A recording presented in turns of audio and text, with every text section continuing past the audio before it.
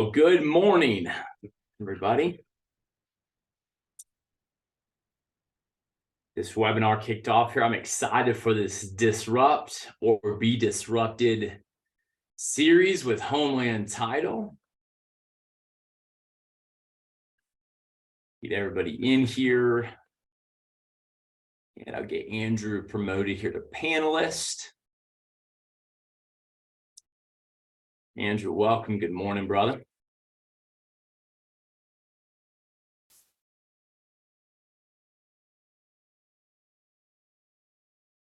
Good morning. Good morning, folks joining.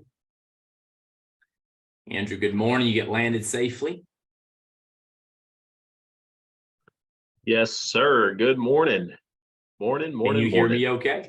Yes, sir. All right, let me change my speaker because I cannot hear you. That might be on me. All right, let's try that. How's that? There you go. I can hear you now. Can you still hear me? Yes, sir. Fantastic. Awesome. Awesome. Well, we've got attendees joining. We'll probably give it another minute. Let everybody get in here. Absolutely. Love it. You want to man the chat box and the Q&A for us as I present? Yes, sir. Yes, sir. Yeah. And Great. happy Tuesday. Yes. What are we? June 20th? Tomorrow's summer, bro. You believe that? Yep, I do. Finally getting some fast. Much needed rain here in Central Virginia. So that's nice. Absolutely. All right, cheers. Cheers. Good morning. Get the coffee.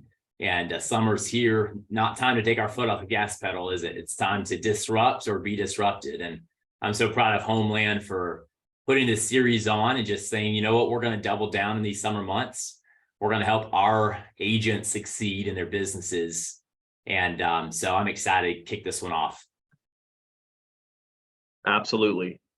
There's no what do we say, Tim? There's not an easy button, but there are great things that we can do consistently that'll help us grow our business. And some of what we're going to go over today is exactly some of that. So I love the title, Disrupt or Be Disrupted. And yes, huge shout out to Homeland for doubling down on what matters, even in a lean market. So good to be here with you.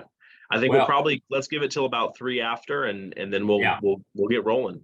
And let me go ahead and get my screen sharing for any tech slowness here. Tell me if you can see that. Looks great.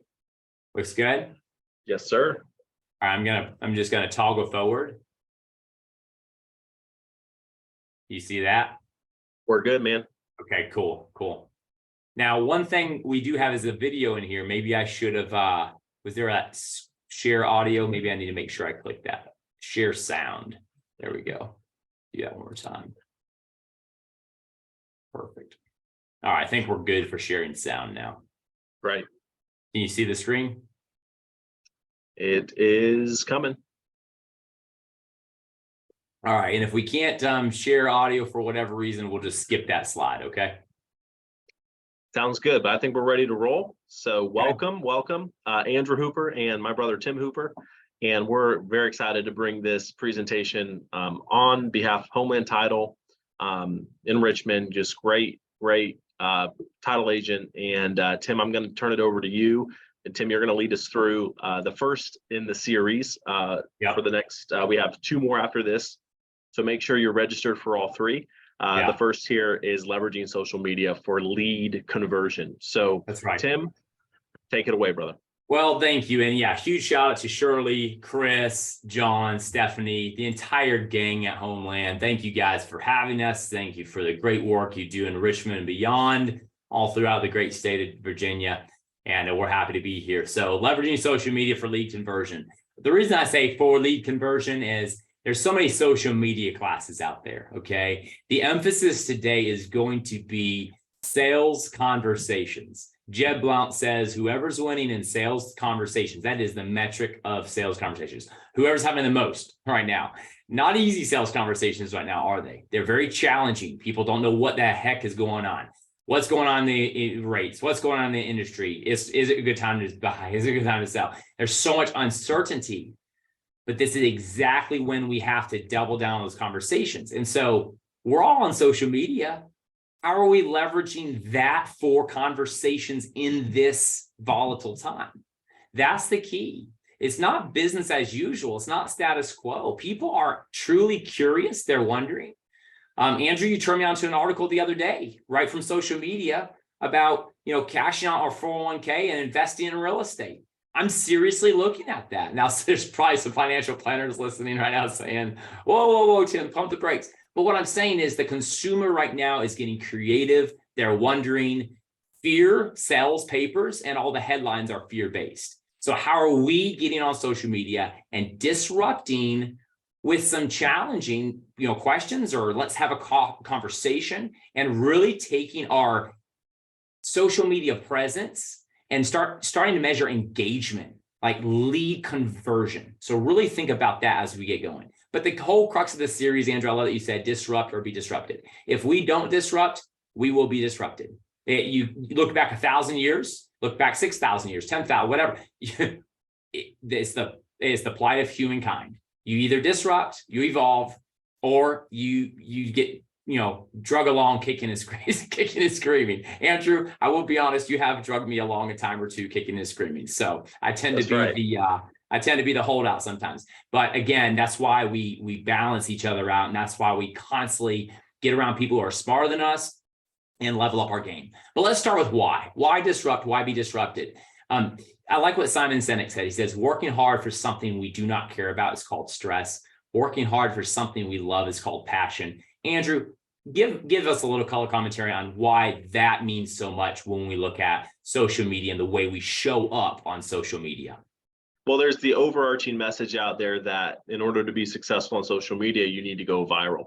And Tim and I preach this till we're blue in the face, and we'll continue to preach it. The goal is to make it easy to be found. And when found on social media, does your message resonate? And so I think sometimes we work very hard on social media because we're told to. We're told that it's something we have to do, being a realtor, being a lender, and especially in a down market, we have to do it. Instead of figuring out ways where we can easily do it in the flow of everyday life, where it actually makes a difference in our sales process. And that's some of what we're going to go over today. So if we work hard for something we love building relationships, we love doing activities that lead to sales that don't seem like an extra burden or task. That's what this class is all about. And so that's kind of the color on the quote, so to speak, Tim. But that's really what it's all about. Figure out a way to make social media work in your life in a way that's going to disrupt and resonate with your consumers. Yeah. And where it's just sharing what you're passionate about. Don't overthink it. I guess if there's anything you take away from today, don't overthink it. Make social media about who you are and what you care about. So I'm going to hit play. Andrew, I don't know that the audio, because I'm already getting a box pop up. So could we do this, Andrew? When we send the recording out, could we send this link from YouTube out with the recording? Is that possible? Sure. And I can share a few before you skip forward, I'll share a few little bits from the video, just for the sake of context. But this video really goes through a lot of stats about the digital age that we're in the last couple of years. Talks about things like the shrinking attention span of humans, which is now less than a goldfish. It talks about more people owning phones than who own toothbrushes in the world. It talks about LinkedIn growing by the entire population of the Ivy League schools per day right now. It talks about all sorts of things related to social media and the digital age. And it kind of ends with the challenge that it's not a matter of if we adapt and get on social media, it's a matter of how well we do it if we're going to survive and thrive. So that's kind of the synopsis of the video. So Tim will send that out in the recording. Just be careful skipping ahead. Sometimes it'll jump pages on you there. Okay, gotcha. If you're down towards the bottom. Okay, gotcha. Let me just click on the arrow here. So we there should you be go. on page 4. Perfect. Right, so, a lot of people say, do I really need social media? I like this meme because, back in the day, we used to just go stretch, run, and dry off and get to work. Nowadays, you gotta stretch, take a picture while you're at it, select your music, turn it on, take some selfies. And then, of course, this one's already outdated because you didn't update your status on a laptop anymore. You just update it right from your social phone. But at the end of the day, yes, and yes. Here's the problem, guys. I have 4 kids. I hate social media. For me, it's like it's one extra thing, and I don't really want them. And in fact, I think the next generation may grow up and ditch it altogether. That's just my prediction. It's they're seeing how it's taken so much out of our life. However, I will tell you, the millennial you know, the Gen Z, Gen X, baby boomer, especially baby boomers, they consume a lot of information on Facebook, on technology now. Like my grandma, for instance, if I don't post pictures of the grandkids, she gets on me like, I haven't seen any posts of the grandkids. And so the expectation of our consumer is that, like Andrew said, they can go search your name. And a lot of times, as you know, real estate's referral based. Somebody gets your name from somebody. Now, their friend, their family loves you and trusts you, but they haven't yet. And they do want to trust you and love you because their family member said, go check out Angie Smith. However, I want to go Google Angie Smith. And when I see Instagram and Facebook and YouTube and a business listing pop up, then right away, I have what's called social credibility. Now, if I can go onto your Facebook and see something I like, your face within a couple of posts, your face pops up. When I go onto somebody's Facebook and all I see is, I'm just going to go political here just because I can. But if I just see the Republican National Convention shared for like, I just picked one party. No, listen, if I just see like politics shared the last 10 posts, it's probably going to give me a little bit of a, I don't want this. I don't want to be around this person unless I'm completely identical, which no one really actually is completely identical. What people want to see when they land on Facebook is they want to see your face. They want to see you. And so can they find you easily? And when they find you, do they like what they see? That's the crux of what we're going to get into. So where do I need to be? I'm so glad you asked. We got to go where the fish are biting. Andrew, isn't that you're a fisherman, right? If the fish aren't biting somewhere else, either you got to change your bait, change your hook, or go where the fish are biting, right? That's right. So I think it's important with meeting the consumer where they are. If you're going to convert anything into a lead, you have to be where the best leads are. And the only way to determine where your best leads are is to, as Tim just mentioned, you got to try out the fishing holes. So I know some of us are super focused on one or two platforms. And because of whatever reason, we're maybe isolate, we don't try all the platforms. For example, I'm not sure who all knows this on the call, but LinkedIn right now is the highest and best use of your time when it comes to actual lead conversion, with Facebook and Instagram being behind that now. So more conversions happen for business on LinkedIn than anywhere else. And a lot of us still treat LinkedIn like glorified resume. So, we got to meet our consumers where they're at, and our consumers will tell us where they're at if we listen. So we have to listen, we have to go there, we have to try fishing for it. And if we don't, we're never going to find out. We might stay over on Facebook. That builds us something that's great. We have a little bit of a profile that's wonderful. But if we can take that same strategy, some of the strategies we're going to talk about today, and kind of move this over to some different platforms, you will start seeing different level of results if you try some of these strategies. So that's what it's all about. That's great. I love that you said try different, right? Try different. Again, if the fish aren't, if you're not converting leads on one channel, try a different channel. I'll get into the consistency of that a little bit later on in the presentation, but I do want to jump here into the different platforms that we'll go over today. So I want to talk about Google Business, Facebook, LinkedIn, Instagram, and we'll do a bonus. I know we've done a class or a training with Homeland already on video. So we'll do a little quick bonus on short form video, but we do a whole training on that. In fact, our next training, Andrew's going to bring in July, I think it's July the 18th. Please get registered. Again, the recording will go out from today and the registration link. So get registered for the next one because these build, but we're going to talk about video. So, all right, so let's get going. Google My Business. If you've not used Google My Business, and that's what it's called, Google My Business, it's a Google business profile. This is like the yellow pages of old, right? Or the white pages of old, except on steroids. The business director in Google, if you're an individual real estate agent, you may say, well, I think my brokerage leverages that, or I think with Google, it really needs to be, I'm just going to challenge me. I'm going to challenge all of us. It does not need to be, I think, anymore. If we're not actively engaging with our Google business listing, we're missing a huge opportunity.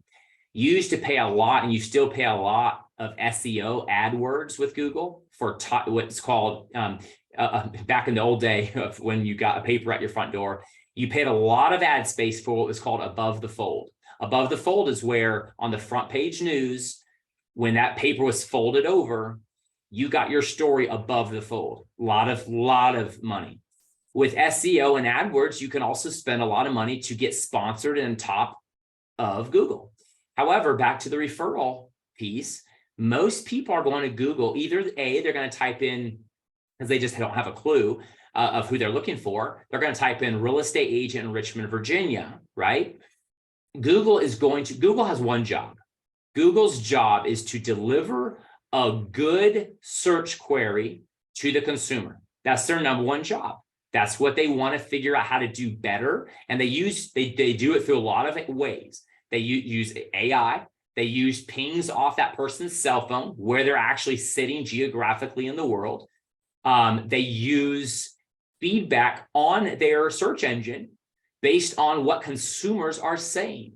So that's why Google Business Directory is so powerful, especially when leveraged. Andrew and I teach a whole nother class on reviews. In fact, we challenge every one of anybody in our network to focus on reviews on Google. You may have on Zillow, Redfin, BuzzHub, Yelp, anywhere else. And I made BuzzHub up, but anyway, Andrew, we should trademark that. But anyway, you could get Google or reviews anywhere else. Google is where the consumer expects reviews. So keep this in mind. Again, consumer expectation is so key when you're really thinking through your social impact, your socioeconomics. So Andrew, go ahead. So the takeaway here on Google for everyone on the call, each one of these platforms, one strategy. Here's your strategy for Google if you're taking notes. And if you're listening to this recording, go do this now. Go ensure that you own and you have your own personal Google My Business page set up. And if you need help with that, please feel free to reach out to one of your support staff over at Homeland. I know they'll be more than happy to help support you in that. Tim and I are happy to help support you in that as well. But set up your Google My Business profile. And then the strategy here is build your review presence, whatever that takes. And here's what most realtors do. We get done with the transaction, we close. And about a week after close, we have an email going out asking for a review, and we might have our links included. And our pull-through rates on those historically are going to be 80%. So here's your strategy to gain reviews. Ask for your review at closing and work with your title company, work with Homeland at closing. What does that look like? When you're at closing, we're stepping out to make copies of IDs. Can we ask the consumer to leave us a review at closing?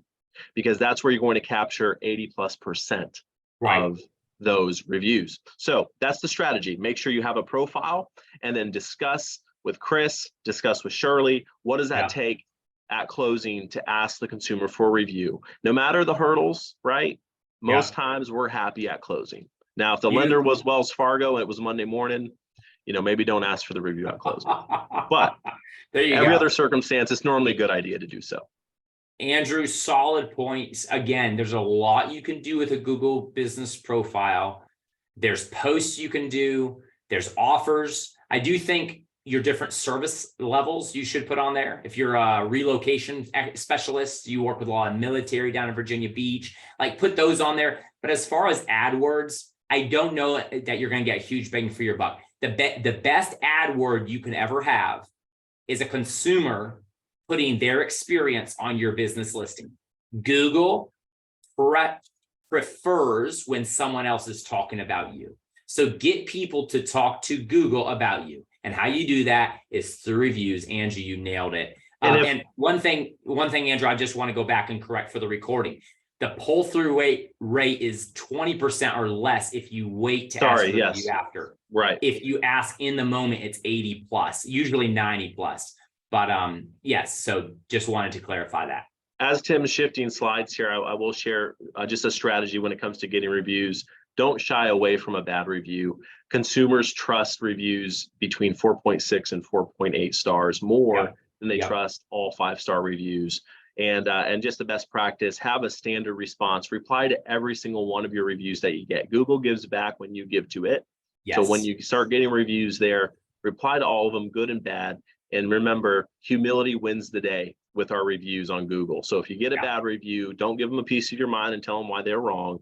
Just apologize, offer your number. We'd love to make it right and move forward. And that'll build a lot of credibility and trust with your consumer base that may be looking you up in the future if you do it that way. So Tim, on to Facebook.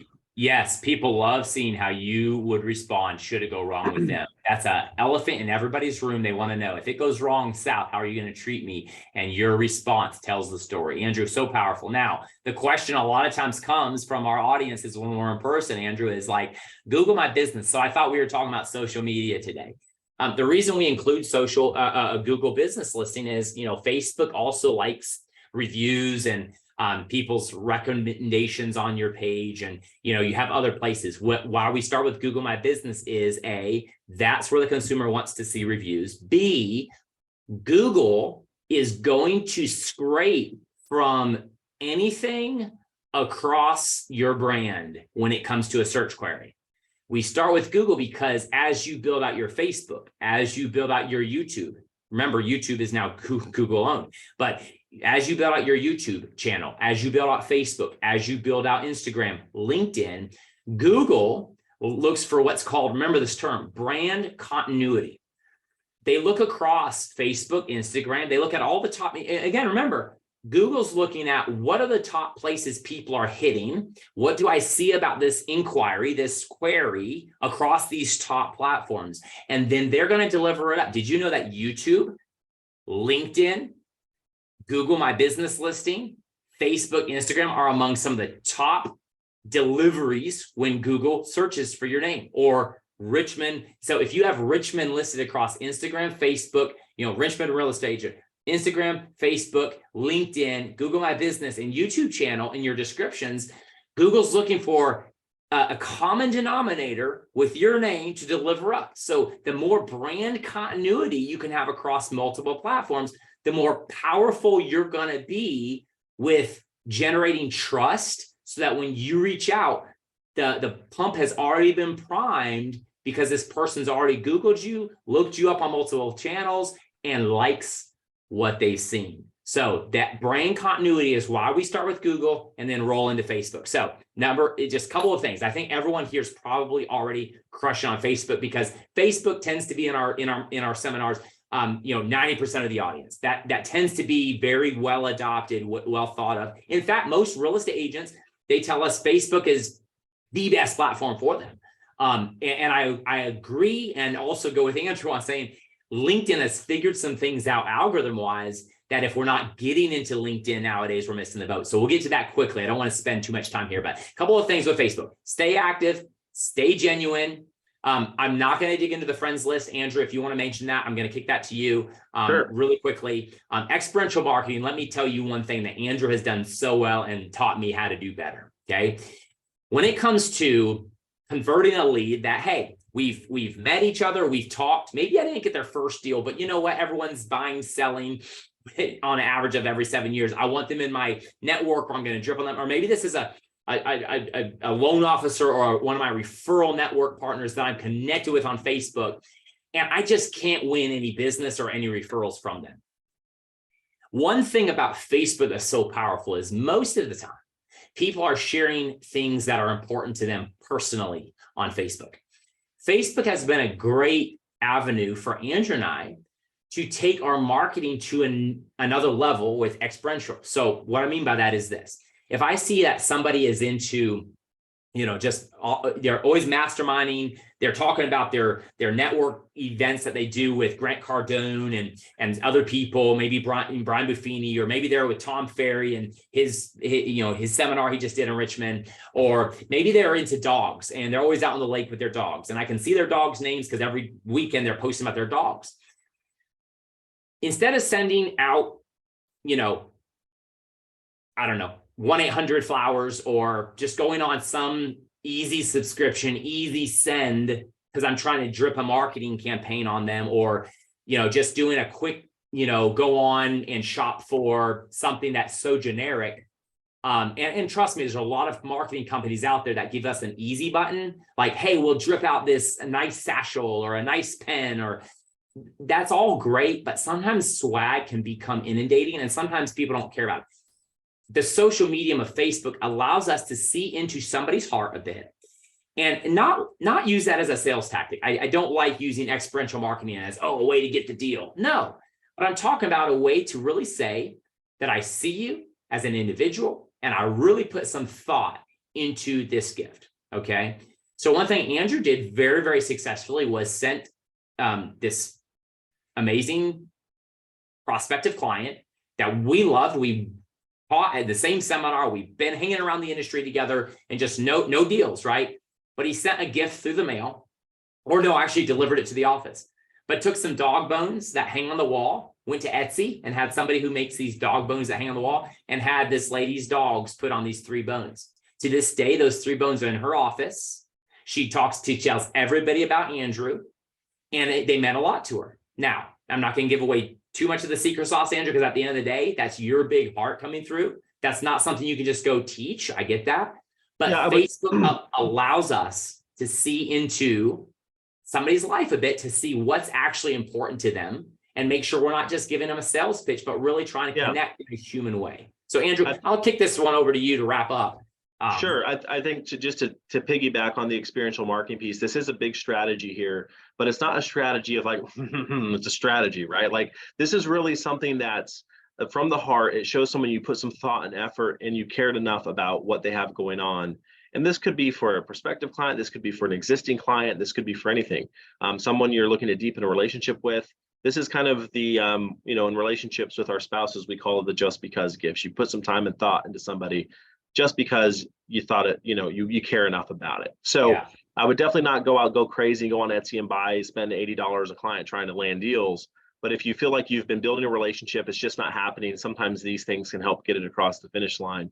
And at the end of the day, there is no better place to go find information that helps you and build that relationship kind of initially than Facebook. And I think sometimes in the social media world, we think we always have to send a message. We have to send something via messenger or via text, or sometimes take what you find on social media and take it old school. The handwritten card. Take what you find on social media, handwrite the card. Take what you find on social media, make a gift, right? Those are kind of the ways that you can take Facebook and really leverage it. And then Tim, I did want to hit on friends list because it can help us stay on top of things. If you're not using this hack, it's a great hack on Facebook. You can't do this on the mobile app, but on your desktop version of Facebook, you can go into your menu under your friends and you can create custom friends lists. And why this is important, just in a nutshell, when you're on Facebook, it's not always going to serve up everything that your colleagues or your clients or your friends are doing. It's going to serve up maybe 20% based on the algorithm. It's going to show you who they think you want to see. And so where friends lists can become super helpful, build your friends list based on your clients, based on your family, whatever you want to have. And you can go specifically look through those lists and make sure you're up to speed on everybody in that category. The other piece of this is you can post specifically to those lists. So sometimes we don't want to be spamming our families constantly with our real estate stuff that we're putting out there, but it might make more sense to have one that's your past clients, right? Or past present clients. And that's where you put more of the real estate stuff. So just some strategies with friends lists. But the big thing here, experiential marketing, take what you learn on Facebook and try to take it old school. Yes. And Andrew, one piece to chime in. Thank you for expounding on the friends list. I personally don't use friends list, but I'll share a sales hack at the end that I think works as good, if not better. But I do like what Andrew said, posting to a friends list is pretty cool. And so if you're going to build a friends list to segment some posting, that could be huge for your business. Now, Andrew mentioned experiential marketing. One thing that costs nothing, it would just cost some thought and actually some patience, was Andrew, remember the gentleman who had a death in the family, and we were scheduled to meet with him. And we noticed that on Facebook. So we actually reached out proactively and said, hey, just saw on Facebook the news. So sorry, let's kick our meeting out. We'll circle back in a month or so. No pressure. Now, it was a high stakes meeting. It was actually intended for us to move the business forward with this person. And by us reaching out and saying, we're willing to kick this out because we just saw the news on Facebook. Again, you could call that experiential marketing. I just call that human emotion and just be doing right by people. But again, you can leverage Facebook, use Facebook to get a window into what's going on in somebody's life and make intelligent moves and also human moves towards them. So, LinkedIn is where I hang out, right? And I think that, again, for that, the algorithm on Google and social to work, you need to have a profile everywhere. But you need to also every 90 days kind of pick where you're going to go build for a little bit. Because if you're trying to build everything at once, it's going to be like the old proverb that says, if you try to catch two rabbits or chase two rabbits, you'll catch none, right? So focus in. Now, right now, Andrew mentioned this, LinkedIn, Microsoft has invested, I don't know, Andrew, $1 billion+ into LinkedIn.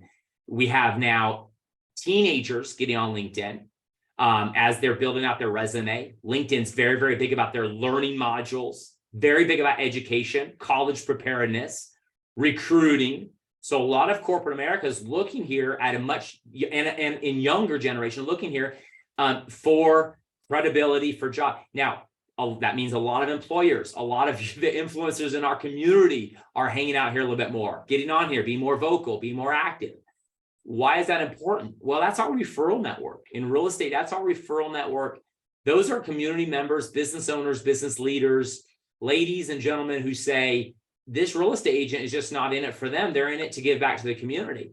When you're posting something about, how to stay connected even in a hybrid, like Andrew, we were doing the seminar right when the COVID hit. Look at me say right when the COVID hit.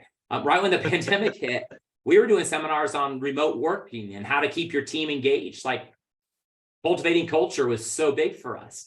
Well, and it became such a leading item on LinkedIn that we were getting invited to speak at conferences on that very thing.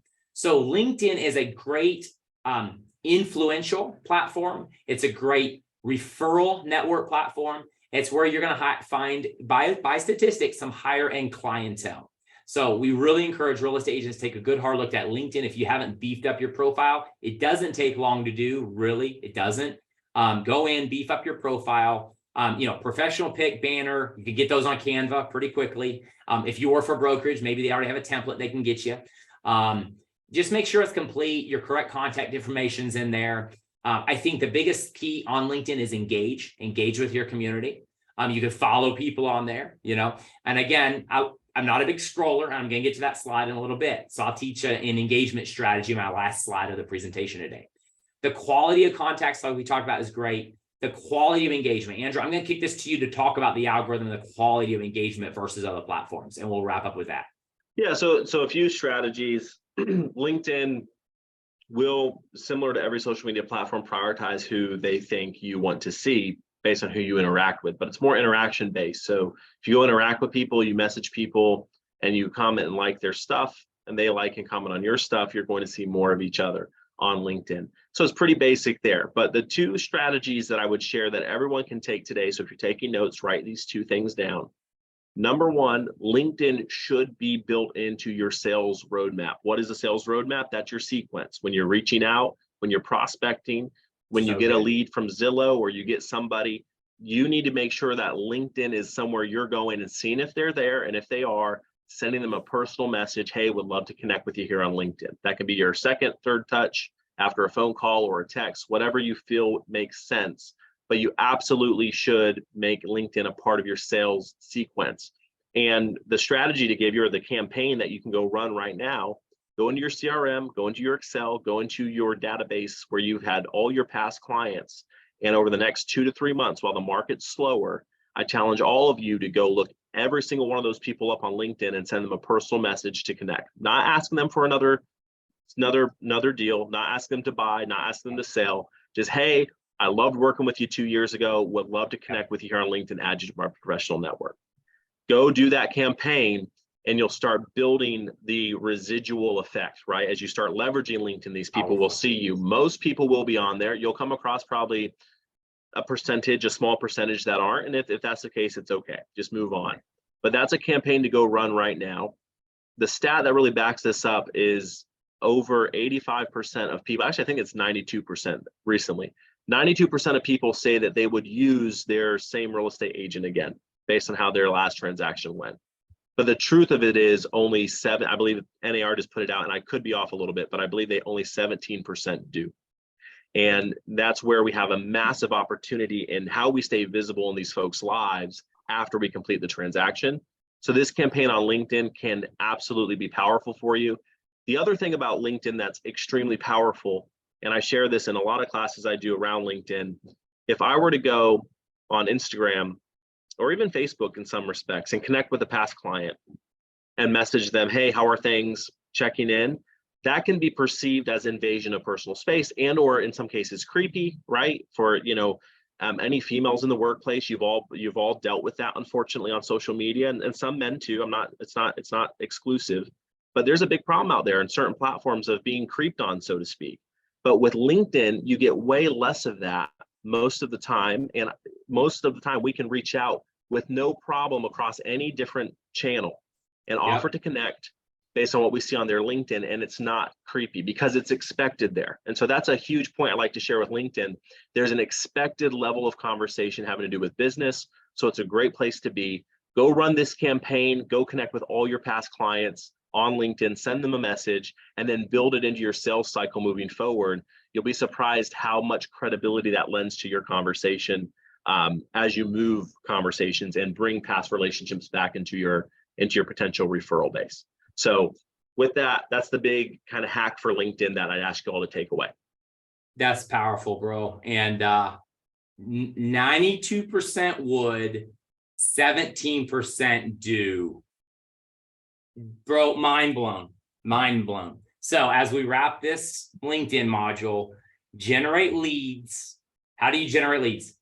You start conversations. Don't go click the connect button again on LinkedIn without going over, if you're on your phone, to the little 3 dots, expand, personalize invite. And when you click personalize invite, it's going to send the connection, but it's going to pop up a box for you to leave a message. Do what Andrew said, and you're going to generate leads off of LinkedIn. And always have a call to action. We'll talk about that next training, because we'll do short form in the call to action. All right. I do like this one. Okay. Don't be this guy. I try to update my LinkedIn profile every 5 years or so, keep it current. Now, current pictures, people. I guess, there are some roles, in life and plenty roles out there that are supporting roles that if you were to update where you work, every 5 years, because you're a supporting role, I think you do fine.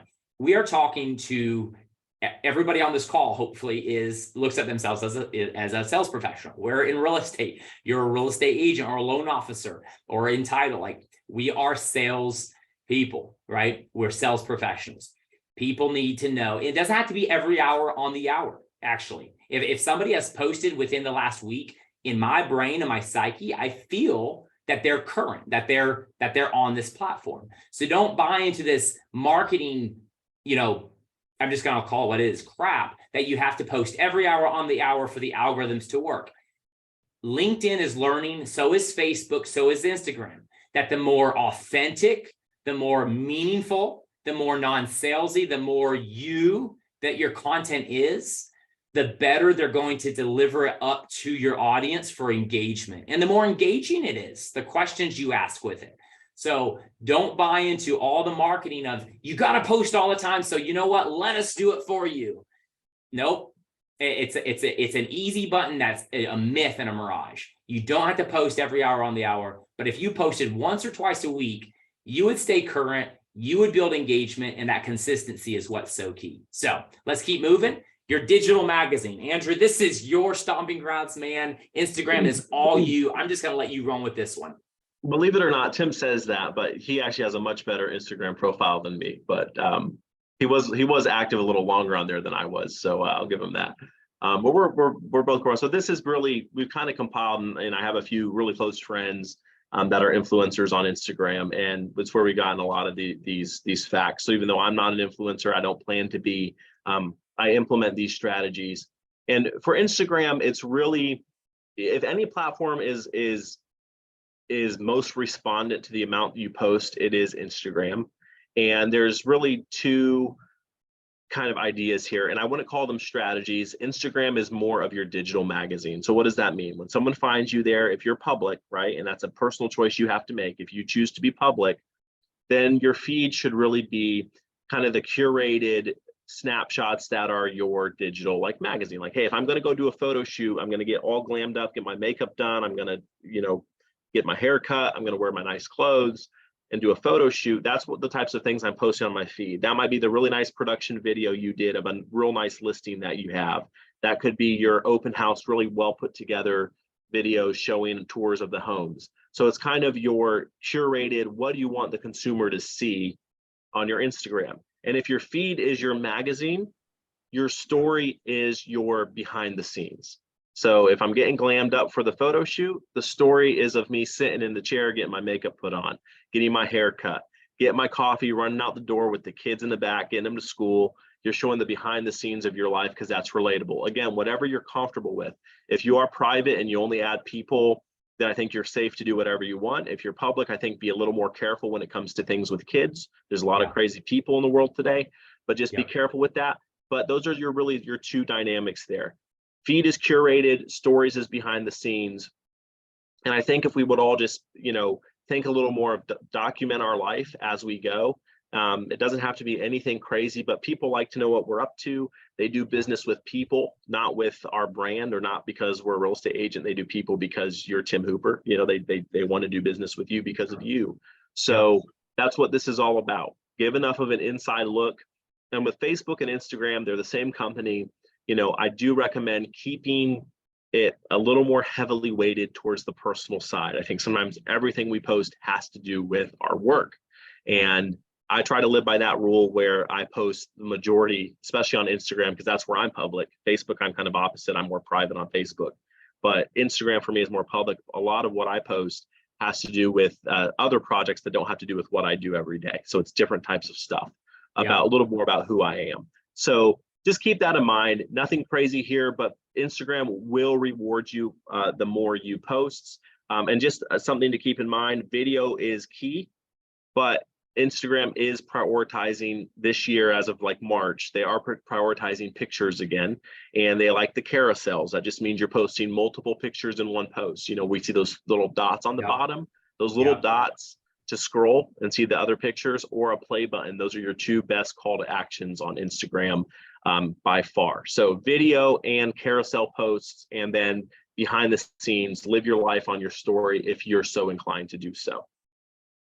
That's great. And Andrew, I love that you said, just being, exercising some wisdom. And I think with, again, your life phase, Instagram is built for influencing through picture. They're prioritizing it again. So again, be on Instagram. I think being on Instagram, and for me, just leveraging that share function between, Meta owns them both. So kind of like Google My Business and YouTube, that's more of a Google. Meta is behind the others. So just having something on Instagram, posting over there from time to time is key. So Andrew, thank you for that. We're going to roll on to a quick bonus, right? Short form video. Again, Instagram, Reels, Facebook, Reels, all of these platforms, Facebook, Instagram, and now YouTube has all the short form video kind of story reels. And people, listen, 2 years ago, I hated that stuff. I still kind of do. But people have learned to scroll the top of their feed and look at all the news updates, and really quickly, really, seamlessly. And so I think we got to kind of look at this and play in that sphere a little bit. But the key about short form and stories, either Instagram, Facebook, or YouTube, is one thing. Andrew summed this up for me so powerfully. And the way I remember is use your short form to invite people into your long form. Use your short form to invite people into the party. Where's the party happening? Maybe you have a long form 7-minute video about why you need a home inspection, but people aren't naturally going to go find a 7-minute long video. But you might take a 30-second short little piece of that video, the main crux, and share it up into your stories as a short form. So Andrew, kick this over to you. Say your spiel on this one, and we'll roll into the sales hacks to end this thing. So I apologize for the icon on the bottom, the little one, because that is a Instagram. It's supposed to be YouTube, because this little icon on the left is YouTube. But okay. So YouTube, this is really the thing we have to wrap our heads around with YouTube. All right. Who goes to YouTube? And we can't hear you guys, so it's a rhetorical question I have to answer. DIYers. YouTube is a place where people go. It's social media, right? It's owned by the same as Google, so it's prioritizing Google searches. Right. People go to YouTube with specific questions. No one goes to Instagram for the most part, maybe a small percentage of people, and says, I need to figure out where the best place to take my kid is in this town. Right. For a park, or for a haircut, or for a dentist, or for whatever. But they go to Google and YouTube to do that. And people want to experience a brand before they've dealt with it. So if they Google something and it pops up on YouTube, they're going to go watch it.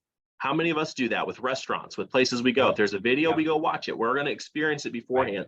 So the reason YouTube is so powerful is the content you can make on YouTube via YouTube Shorts can be answering questions that the public has.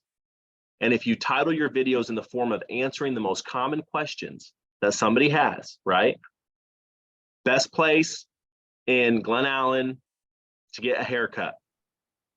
If you're new to the area, right? Here's the top 3 places you got to take your kids in Glen Allen or in Richmond or in, I'm going to say it wrong, Henrico County. I'm probably saying it wrong. I'm sorry. I always mess it up. But this is the power of YouTube. And I think if we can all grasp that, wrap our heads around it, we can take some of the content we're already making for other platforms, kind of flip it into an answering of a consumer's question, post it on YouTube, and you don't have to do anything crazy. Create a channel, post the same short videos, label them in answers, and you'd be surprised. And it doesn't always have to be realtor stuff. Again, this can be the mayor, you're the mayor of your area, you're doing videos that are around the area that you're in and answering consumers' questions. So that's your strategy with YouTube. So Tim, back to you. Let's kick it over and I'll let you continue. Yes. Shameless plug for the next training. So let's definitely get signed up because we're going to go deeper into that. What do I post? I'll run over these quickly. Any platform, right? These are now kind of applicable to any platform, mostly social media, Facebook, LinkedIn, Instagram. What do you do, right? I mean, it's the old Mary Kay slogan, like, let everybody know what you do. Let the mailman, mail lady know. Let your school teacher, parent, let them know what you do. Let people know what you do. You're proud of it. Keep it fun. Keep it personal. Make it your face at the open house, not just a stale picture of the open house. Let people know what you do. Be proud of what you do. We're not saying hide your business from your friends and family, but sometimes we make it so business, it's not us. So tell people what you do. And then, are you an expert in something? I think about my buddy Brian. He's a wine connoisseur, and he has, he loves talking about different wineries and different, brands and flavors and all this. Maybe you love coffee brands. Maybe there's something that you love doing. Andrew, you love fishing. Like those sorts of things, like you're an expert at it. People like connecting with you when they feel like you could talk about something. So talk about something you're an expert in. And what's your personal brand? My personal brand has, I've done enough, Enneagrams and profile trainings that like my gift is encouragement and also vision. So where I try to show up on Instagram and LinkedIn and Facebook, not all the time, but I loop this in between family posts and personal video. Then I'll do like an encouragement quote. I'll think through stuff like from my book, I'll throw out maybe a little segment or section, or I'll do a little video. Maybe it's a, tough time in the world going through it. My heart's just so stirred for people. I'll get on and just authentically share that. Do you know though that content, Andrew, has always gotten the most traffic? Not because I was trying, because it was just my personal brand. Energy, encouragement, vision. Like those things, when I'm true to my vertical right there, then it really always gains a lot of traction. I think all of us have a vertical, a personal brand, a gift, a calling, if you will, right? And it's really back to Simon Sinek's quote. I could do that with my eyes closed. Although I don't, I try to at least make my face look presentable, Andrew. But I do know some people roll out of bed and start talking to the camera. They do exceptionally well because people buy into that authenticity. And then I think timely, relevant content, right? Somebody said it like this. Here's 3 F words, 3 good F words to remember. Facts, faces, funnies. One of my good friends, Victoria, she came up with that. She told it to me a long time ago. Facts are, the news article, the something about real estate, their interest rates. But unfortunately, we do those sometimes like 80%. Those need to be about 10%. Facts, 10%. Faces, that's our face, either on video or picture, our team's faces on video or picture, or even our family, like on Facebook, right? Faces, 80%. faces, people by people. And then funnies. Don't leave out humor and GIFs and helping people laugh. It's okay. Post those. The lighter side of real estate, follow along over there. Follow some other funnies. There are some things you can share just to help your network to laugh. And that's a great engagement strategy. And then community, neighborhood spotlights. Always something going on in the community, right? Use that. Your people are hyper local to you. Referrals are hyper local. Stay local with what's going on and talk about it. And it's okay to have an opinion. Stay gracious and positive, but it's okay to have an opinion about the ballpark or the new what city council just voted on. It's okay. But always try to seek to understand, like, what's your thoughts on this? And always ask for that engagement in the comments. And then, you know, it's going to blow anytime you do something community, people get really, heated sometimes. Just let it happen, let it flow, and you don't have to engage there. You can always go offline and message somebody, right? So just be mindful there. Testimonials, share those out. I want to overdo that, but I would every now and then say I'm so grateful. Always some people have a hard time doing this, Andrew, because they feel like it's tooting your own horn. I say leverage it through gratitude. I'm so grateful for the clients I get to serve. Jim was so kind to jump on video with me and tell me why he chose using me to represent him and his wife in buying their dream home. Leverage your testimonials through gratitude. Andrew, you want to say something there? Yeah, on the testimonial piece, just a way to think about it. If I have a client who I've done multiple deals with over time, that's somebody who I would ask for a testimonial. If it's someone who refers me to everybody, that's who you can go ask for a testimonial, and it's not going to be weird. What can be a little tough is trying to get someone who just used you once or maybe twice to get on a testimonial. So there's a little EQ there for you. But if you have those great clients that come back over and over, refer you business, not a bad idea to ask them to jump on a quick video for a testimonial. Again, high level about social media and lead gen today. What we would be amiss not to say OpenAI, ChatGPT. But I'm going to just kind of tease you guys with that because Andrew's going to do a whole class on that in the future. So stay tuned. But you can definitely leverage AI for content, but never let AI replace your voice. And Andrew's going to do a whole training on that. So stay tuned, folks. I just up against time. I want to make sure we're going through this. So again, you type it, it's good. You take a picture, it's better. Video is absolutely best. So stay tuned for the next training. And then when and where, you can snapshot the screen here if you like. A lot of people sometimes get hung up over the right time. Andrew, funny story, the other day, it was about 8 o'clock. I said, well, I guess I need to wait till 10:45 because I missed it 7:45. And Andrew's response to me, again, he beats me up all the time, and I give permission to do that because he's in the arena every day doing it himself. Somebody said, always let somebody give you constructive criticism, but make sure they're in their arena of life with you. And Andrew is a leader of men and women, and he is amazing, and he gets that chance. But he said this, his comment was perfect. He said, dude, stop overthinking it. Post that. So 801 is fine, guys, okay? Don't get too hung up here. But some of us like to follow the rules and do it perfectly. Don't let that stop you. This is just a guideline of saying, listen, 7:45, people are, either about to drop the kids off and just drop the kids off, or they're on, they're looking, and then 10:45, they've worked a little bit, they're taking that coffee break, 12:45 after lunch, and then 5:45 getting off work, back in the school lane, whatever. You're not supposed to have your phone in the school lane, but you get it, right? That's when people are on. Sometimes on Facebook, I find better traction, like on a weekend, posting something at 8 p.m., right? But sometimes on LinkedIn, it's Friday and it's 9 a.m. and I get good traction. Again, I think it comes down to your content, what you're actually saying and who's going to engage with it. But here's a guideline on the times. Andrew, would you chime in on anything there before I go to the last slide? No, again, just a guideline. You hit the nail on the head. Don't overthink it. Any post through the day is better. I think I posted something at 2 a.m. the other night, and it did just fine the next day. So don't overthink it. There you go. So inspiration real quick, guys. It's not what we do once in a while that shapes our lives, but what we do consistently. Tony Robbins said that. And why I want to use that quote before we get into these 7 sales hacks as we end is this: consistency will rule the day.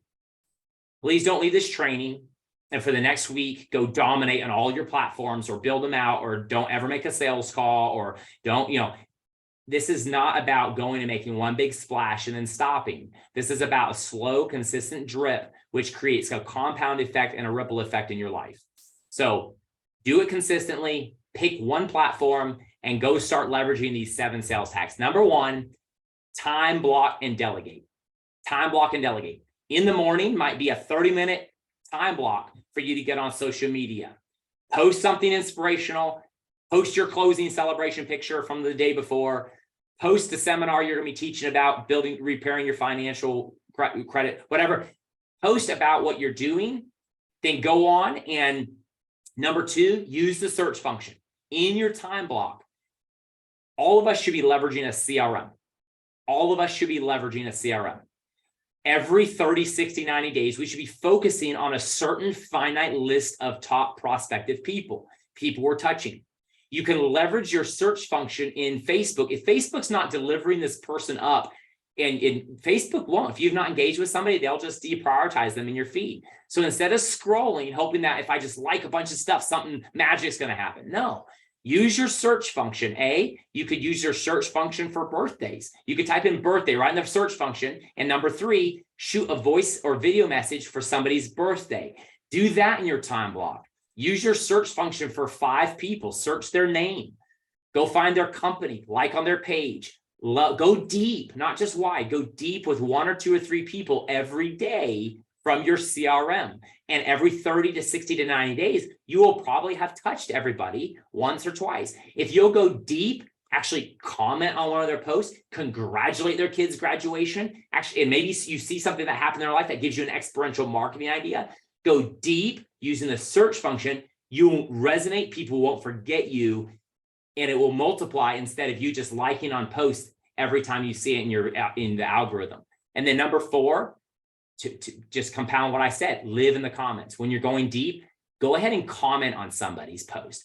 That's where engagement happens for people. That's where people get the most lift from your engagement. A like anymore, guys, blends in. When Facebook first came out, a like was like, oh my goodness, people like it. Now you have all the reactions you can choose from. So the 3 comments that happen out of the 100 likes and loves and hearts and everything else, or angry faces, the 3 comments, that's what's going to stand out most to people on social media. Live in the comments. And then build your referral network by tagging. The next closing you do with Homeland Title, take a picture at closing and tag on your real estate page, tag Homeland Title. That's called building a referral network, because what are the chances that Chris or Stephanie or Shirley are going to share that out with their page? And that's how you're building your traction, because you're using a title company who's actually engaging on social media. By the way, go like their page. They're dropping some videos, doing some cool stuff and leading. That's what I love about Homeland. They're leading by example. So build your referral network by tagging people and pages.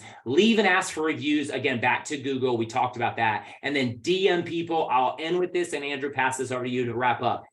DM people. I have had executive level clients who, when I texted, did not respond. I texted, but then I LinkedIn messaged them and they did respond. Why? The psychology was, Tim, I don't know you well enough to text with you yet, and I don't want to text with you yet. That's personal. But LinkedIn is absolutely okay, because that's where I'm out and about, and that's where I message people back. So keep in mind the EQ here. Use Messenger, Facebook Messenger, use LinkedIn direct message. Okay. And even on Instagram, I landed a $5,000 speaking contract in my past on Instagram. So use the direct message function. Andrew, over to you to wrap us, brother.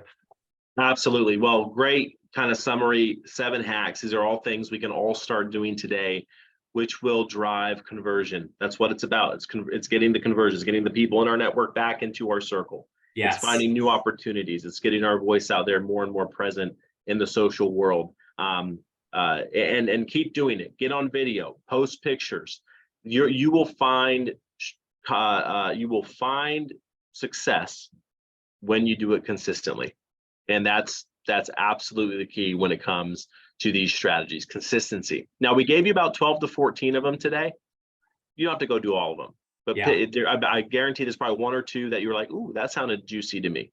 Go do those 2 and do them consistently, and I promise you'll see a lift. And it may not be an instant lift. Easy buttons get you a lift next week.